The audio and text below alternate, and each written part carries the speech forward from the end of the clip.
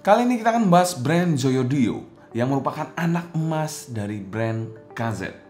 Dari line up terbaru mereka yaitu VZ10 dan memiliki fitur yang wow sekaligus memusingkan. Biar gak panjang lebar, bumper dulu.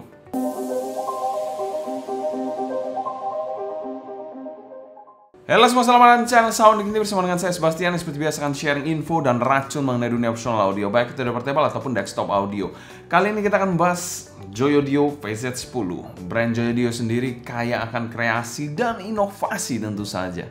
Kalau dulu pernah kita bahas yang Shine yang menggunakan satu dynamic driver dan 2 balance armatur, VZ10 ini menggunakan satu dynamic driver dan 4 balance armatur sekaligus.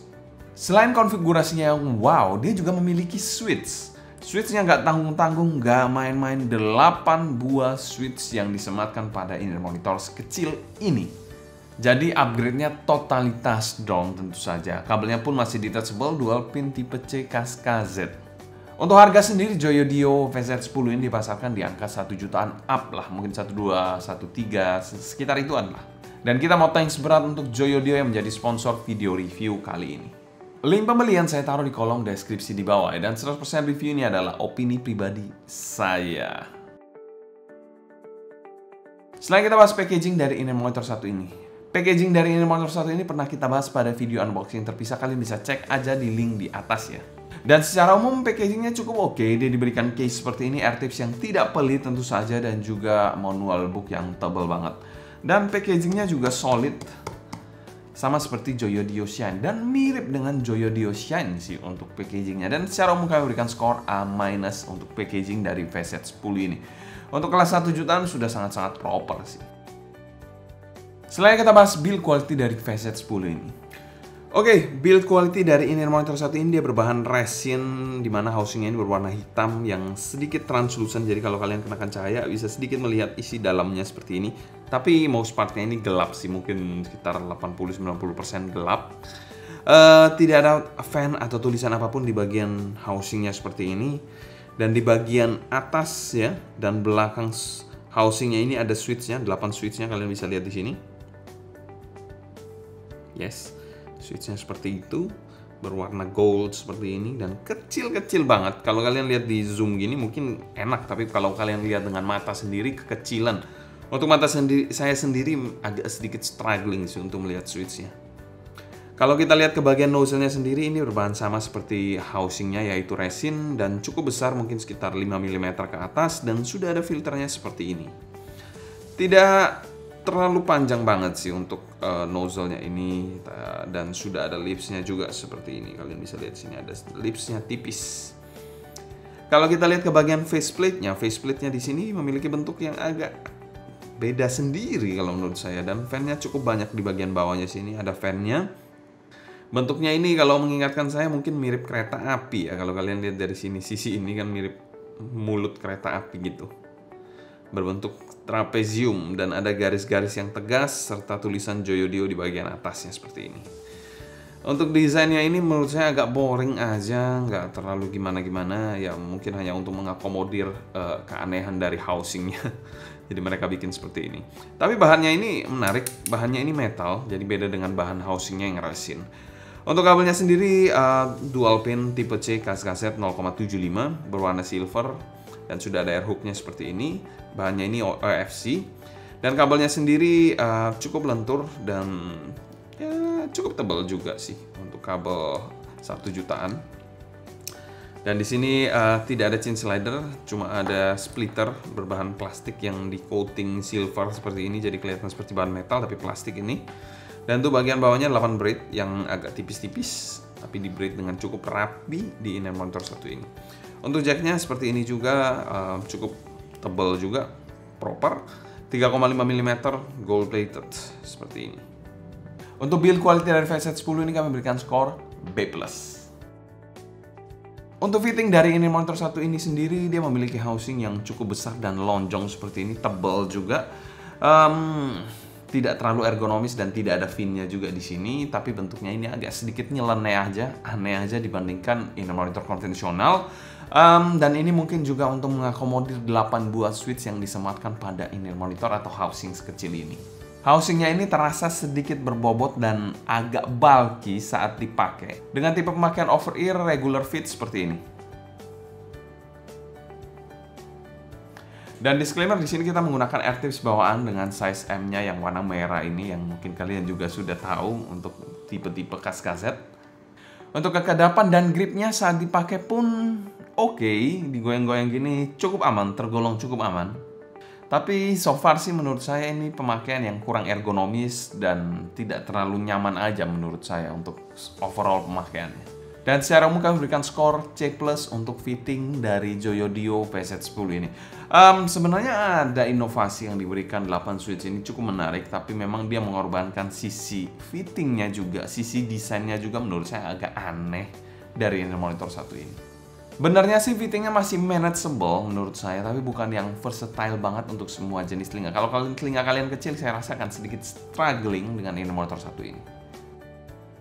Selain kita bahas sound quality dari monitor satu ini, arah suara dari monitor satu ini bisa dikategorikan mild V-shape, dimana monitor satu ini lebih main ke presence region ya.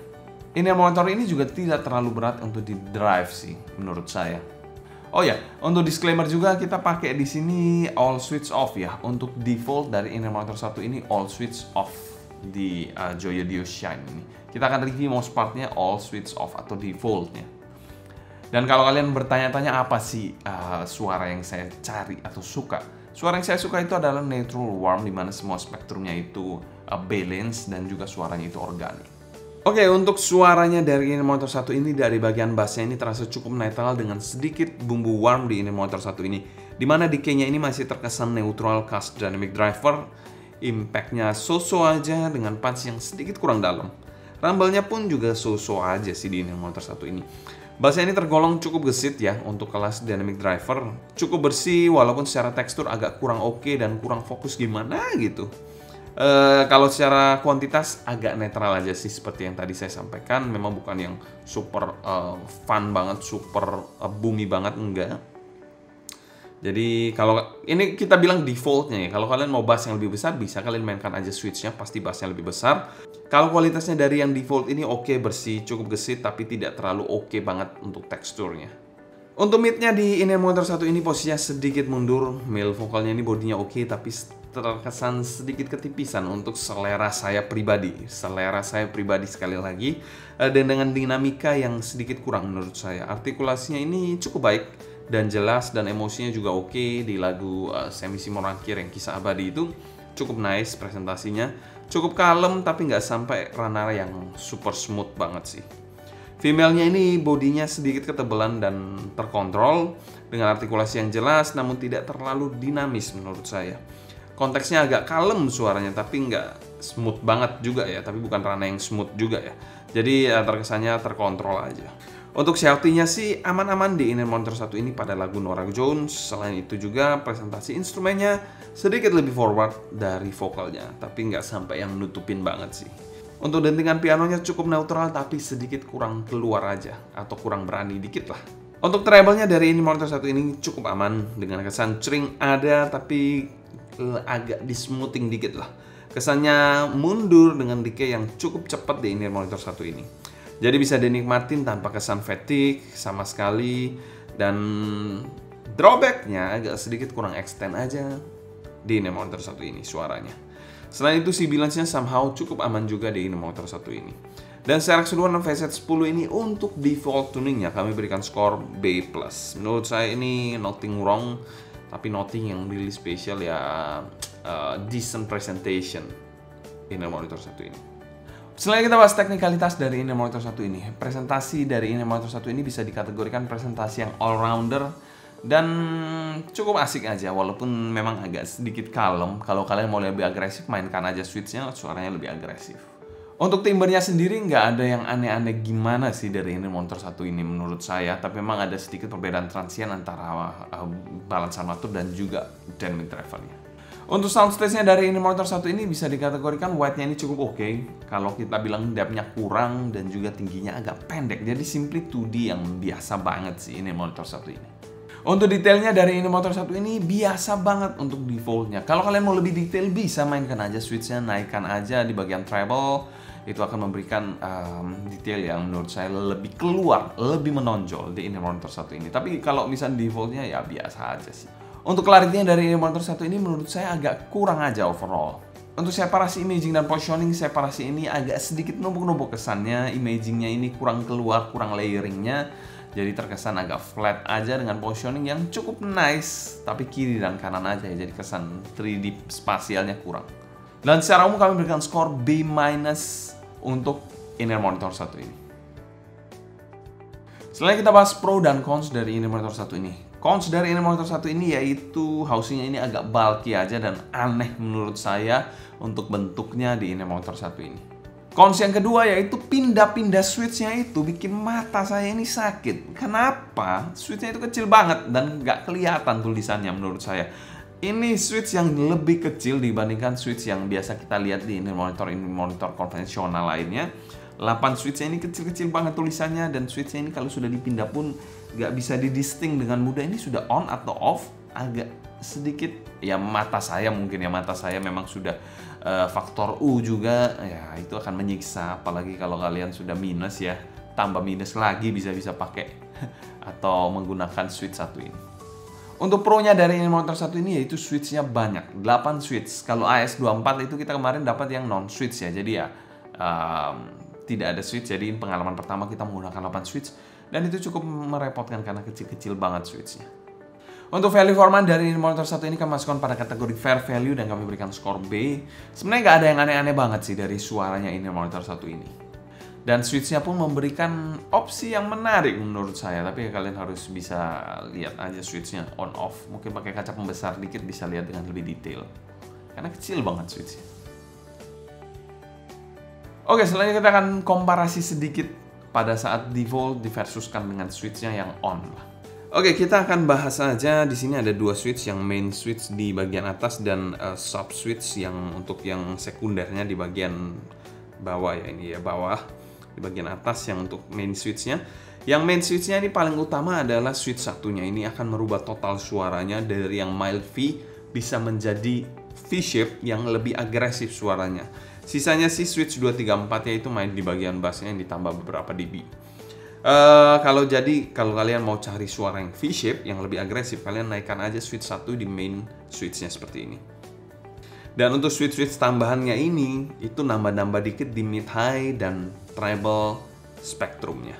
Tapi yang utama sih sebenarnya ada dua. Yang paling utama yaitu mild V yang default ini menurut saya itu oke. Dan cukup kalem juga. Dan kalau kalian mau yang lebih agresif, mainkan di switch 1 itu lebih agresif dan sedikit kasar juga suaranya. Saya nggak terlalu doyan sih, nggak terlalu suka maksud saya. Jadi lebih prefer yang switch 1 off aja, jadi default aja. Menurut saya masih cukup proper. Kalau kalian lebih cari yang mungkin lagu batu, mungkin switch 1-nya dinyalain sih. Kesimpulan, VZ10 ini adalah salah satu inner monitor dari kaset yang menurut saya cukup oke. Cuma saran dari saya sih nggak perlu switch yang banyak-banyak, apalagi sampai merepotkan pada saat harus digunakan. Cukup 2 atau 3 switch saja menurut saya sudah sangat cukup sih. Asal tuningannya itu bisa berbeda-beda. Mungkin sekian dulu untuk sharing saya mengenai VZ10 ini. Kalau kalian suka, jangan lupa subscribe, klik tombol like, follow Instagram, TikTok, and Discord kita @sounddignity agar kalian tidak ketinggalan update terbaru mengenai dunia audio portable dan desktop audio. Kalau kalian ada pertanyaan seputar VZ10 ini, feel free tulis pertanyaan kalian di kolom komentar di bawah ya. Mungkin sekian dulu untuk video kali ini. Saya Sebastian dari Sound Dignity, pamit undur diri. Sampai jumpa di video berikutnya. Happy listening, stay healthy, and ciao.